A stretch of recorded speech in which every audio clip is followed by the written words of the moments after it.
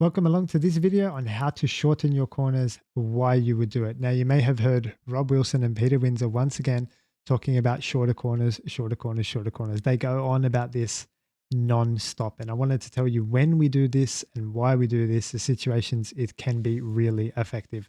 So let's jump over to the whiteboard and have a look together.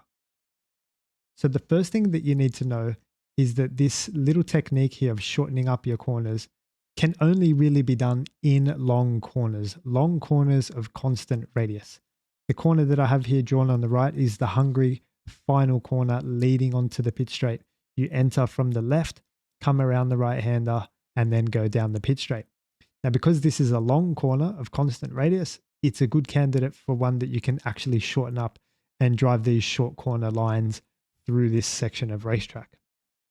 Now, as you can see, what I've drawn in red is just the conventional normal racing line through here. And this is the geometric fastest racing line. The problem with this though, is that you spend a lot of time in this corner if you do this and are putting a lot of lateral load on the front left all the way through the corner when you take this line as well. If I just highlight for you sort of that region there, that's like your time spent in the corner rotating the car. Cool.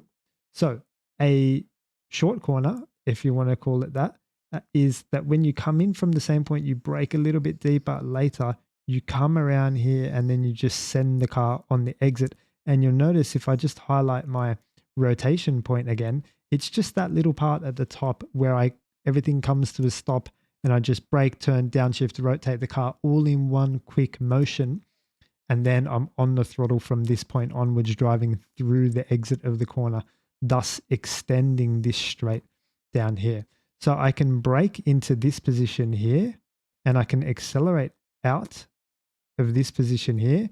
And I don't really do much cornering, right? So therefore it's a short corner and I'm taking a line, therefore that allows me to call this a short corner.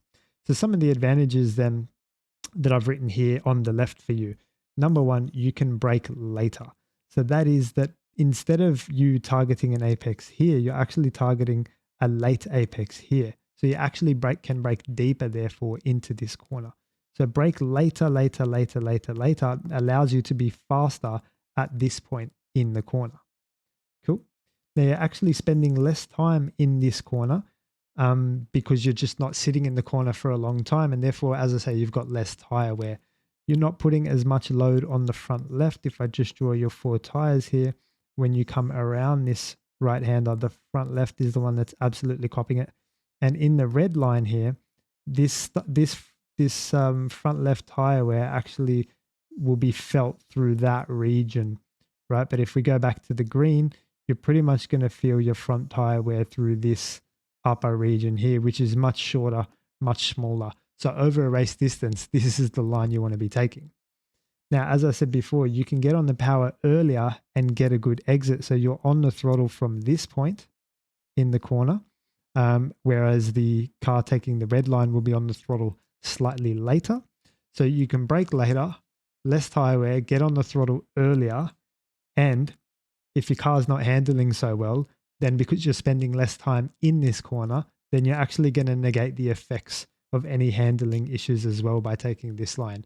So when you lay it out like this, like it's a no-brainer, you know, hungry final corner, really good idea to drive a short corner and this line.